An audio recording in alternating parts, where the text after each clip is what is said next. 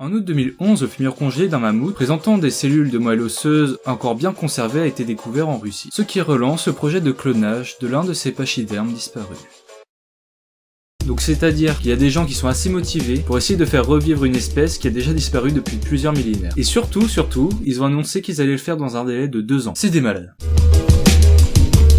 Celui qui était le plus près de réussir ce défi en 2012 était le chercheur Akira Hiritani. Un chercheur de plus de 80 ans qui, contrairement à ce que l'on pourrait croire, n'était pas juste un vieux fou. Oui, le mec en 2004 a quand même réussi à réaliser la première hybridation entre une plante et un animal. Donc le mec a fusionné un cochon et une feuille d'épinard. What? Bon après je vous rassure, hein, rien de très extraordinaire. Physiquement, hein, vous attendez pas à voir un cochon avec une face d'épinard, ce serait plutôt bizarre. Miaou. J'ai même essayé d'avoir plus d'informations quant à cette soi-disant hybridation, mais je suis seulement tombé sur des recettes de cuisine. Mais comme j'avais pas faim, j'ai continué mes recherches. Alors bien évidemment, on ne clone pas un mammouth comme ça. 1. Il faut déjà être sûr que l'ADN contenu dans le fémur de mammouth soit complet à 100%. Et oui, même sous plusieurs couches de glace en Sibérie, l'ADN a pu être légèrement dégradé. 2. Les chercheurs veulent essayer d'utiliser une éléphante pour essayer de développer l'embryon. Ce qui paraît assez logique car l'éléphant semble être l'être vivant encore présent sur Terre le plus proche du mammouth. Sauf que le problème, c'est que les éléphants mâles ça produit des ovocytes tous les 5 à 6 ans.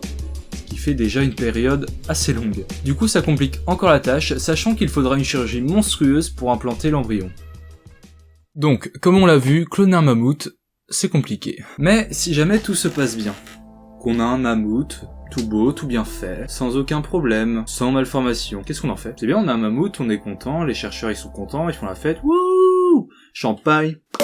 Et au bout d'un an, on va l'avoir oublié, peut-être, non? Non, sérieusement, qu'est-ce qu'on va en faire de ce mammouth? À quoi il va nous servir? C'est des questions qu'on peut se poser, quand même. Ok, c'est la classe de faire revivre une espèce autrefois disparue. Mais vu les moyens qu'il faut pour le faire, est-ce que ça vaut vraiment la peine? Bon, déjà, il faut rentabiliser le coup. Il nous faudrait 2 mammouths, un mâle et une femelle, pour qu'ils puissent au moins se reproduire. Et il faudrait qu'ils ne soient pas stériles, du coup, parce que ce serait dommage. On peut se le dire, ce serait dommage. Mais du coup, après, qu'est-ce qu'on fait, tout ça? On les expose dans un zoo? Ouais, ça peut rapporter du pognon au zoo, c'est vrai.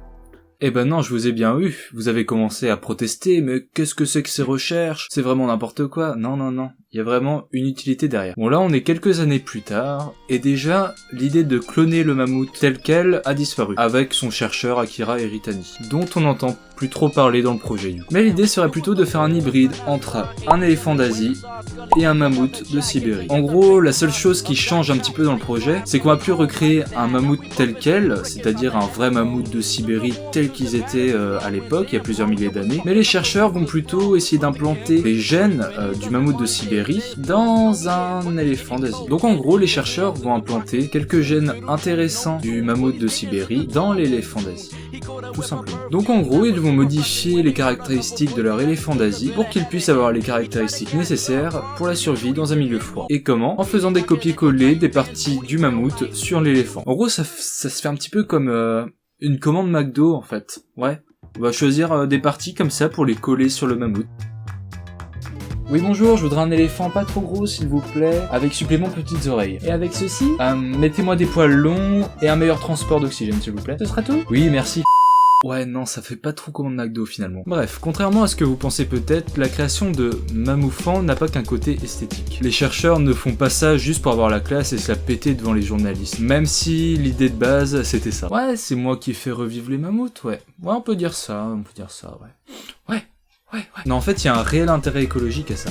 Ouais, sérieusement, ouais. Oui, on va créer une armée de mammouthants pour nous sauver du réchauffement climatique, ouais. Ça a le don d'être original, au moins. Non, sérieusement, on sait vraiment plus quoi inventer qu'on se fout du réchauffement climatique. Donc en gros, si ces hybrides mammouth-éléphants sont enfin créés, avec un petit peu de chance, l'idée des chercheurs serait de les déposer dans les toundras eurasiatiques, c'est-à-dire entre l'Europe et l'Asie. Mais pourquoi, me direz-vous? Eh bien c'est là que j'y viens, enfin, à cet intérêt écologique. Eh bien apparemment, les mammouths à leur époque permettaient de maintenir la végétation basse, ce qui protégeait le sol du soleil. Donc en gros, cela permet de réduire l'impact qu'a le soleil sur le sol, ainsi cela réduit la fonte des glaces, et par la même occasion, le réchauffement climatique. C'est donc de cette manière qu'on règle le problème du réchauffement climatique avec une armée de mammouthants. Plutôt badass, hein.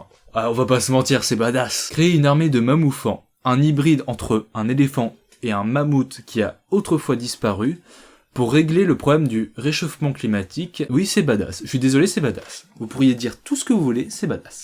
Et voilà, c'est déjà la fin de cet épisode. J'espère que ce petit format vous a plu. Moi j'ai pris énormément de plaisir à faire mes recherches, à faire ce petit tournage là. J'ai pas encore fait le montage, mais je sens que je vais bien m'éclater. Donc si ça t'a plu, tu peux mettre un pouce en l'air, ça fait toujours plaisir. Partage à tes amis, peut-être qu'il y en a certains qui sont intéressés par les mammouthants. On sait jamais. Et si tu n'as pas envie de manquer le prochain épisode, n'hésite pas à t'abonner. Et en attendant la prochaine vidéo, moi je vous dis ciao.